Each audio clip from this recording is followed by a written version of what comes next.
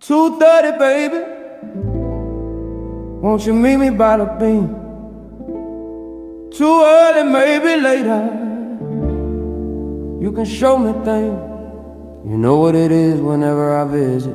Windy city, she blowing me kisses. No, 30 degrees. Yo, Drake just got crowned Billboard's #1 hip-hop artist of the 21st century. Like, officially top dog of the last 25 years. But he's not chillin'. His new album, Iceman, is loading. Word is it's darker, moodier, and way more personal. Remember when he dropped that collab tape with Party Next Door? Some sexy songs for you, straight to #1. Now he's teasing coldest Drake ever. Fans are split though.